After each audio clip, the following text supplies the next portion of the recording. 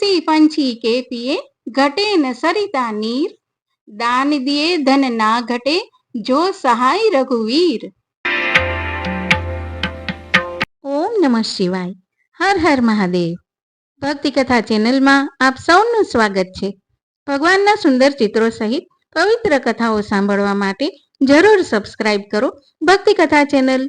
जो आप आ चेनल पर नवा हो तो चेनल ने सब्सक्राइब करवानुं भूलशो नहीं। जय श्री कृष्ण। स्वागत है आप सौનું भक्ति कथा चेनल में। तुलसी पंछी के पिए घटे न सरिता नीर, दान दिए धन ना घटे जो सहाय रघुवीर। जेम पंखीओना पीवाथी सरितानुं पाणी घटतुं नथी, तेम प्रभु श्री रामना आशीर्वादथी दान देवाथी संपत्ति घटती नथी। आवा ज दान पुण्य पितृ तर्पण माटे हिंदू धर्म में खास तिथिओ आवेली छे। चैत्र वद अमास, जे भूतड़ी अमास थी पण ओळखाय छे, ते हिंदू वर्षना प्रथम महीनानी पूर्णाहुति दर्शावतो अत्यंत पवित्र दिवस छे।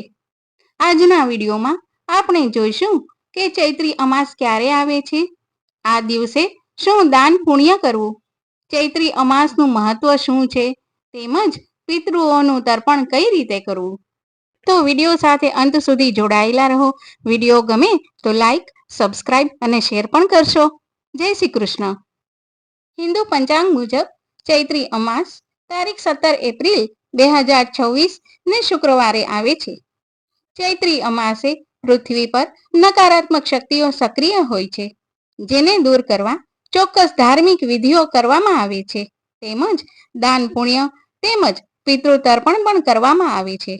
તો ચાલો જોઈએ ચૈત્રી અમાસે કઈ બાબતોનું ધ્યાન રાખવું જરૂરી છે। ચૈત્રી અમાસના દિવસે સવારે બ્રહ્મ મુહૂર્તમાં જાગવું અને સ્નાન કરવું। શક્ય હોય તો પવિત્ર નદી અથવા તળાવમાં સ્નાન કરી શકાય। જો આ શક્ય ના બને તો ઘરે ગંગાજળ મિશ્રિત પાણીથી સ્નાન કરી શકાય છે।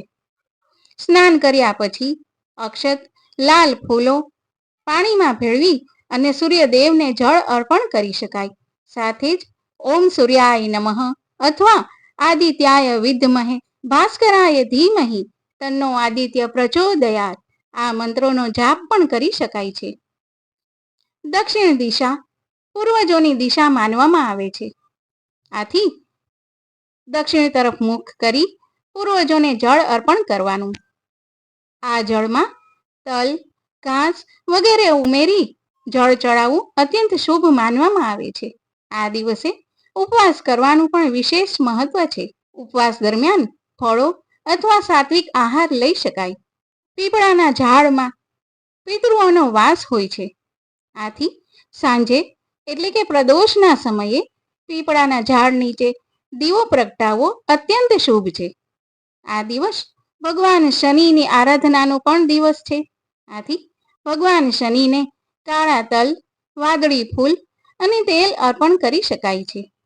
આ બધી જ ક્રિયાઓ પૂર્ણ ભક્તિ અને શુદ્ધ ભાવનાથી કરવી, ત્યારે જ તેનું સંપૂર્ણ ફળ મળે છે। સનાતન ધર્મમાં દાનને શ્રેષ્ઠ કાર્ય માનવામાં આવે છે। ચૈત્રી અમાસ પર દાન કરવું અત્યંત ફળદાયી માનવામાં આવે છે। આ દિવસે ખોરાકનું દાન કરી શકાય છે। ગાય, સોનું, તલ, ગોળ વગેરેનું પણ દાન કરી શકાય છે। આ ઉપરાંત ગરીબો, અસહાય, અપંગો અને જરૂરિયાતમંદોને અનાજ, કપડાં, છત્રી વગેરેનું દાન કરી શકાય છે।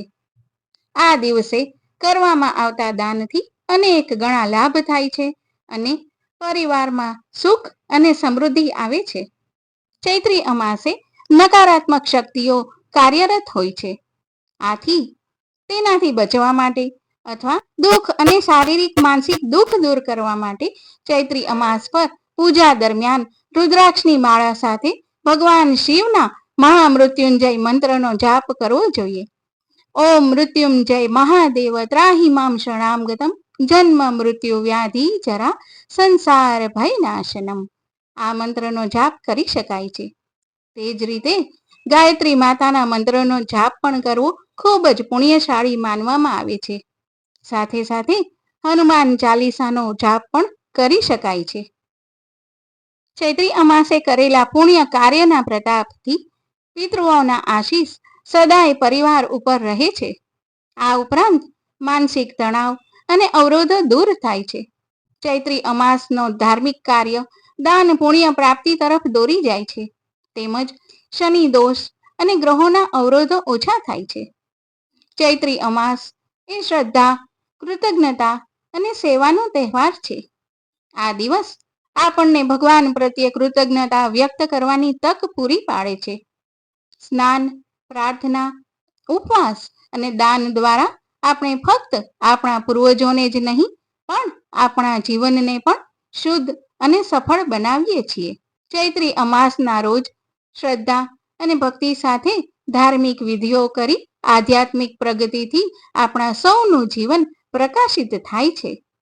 જય શ્રી કૃષ્ણ. હર હર મહાદેવ.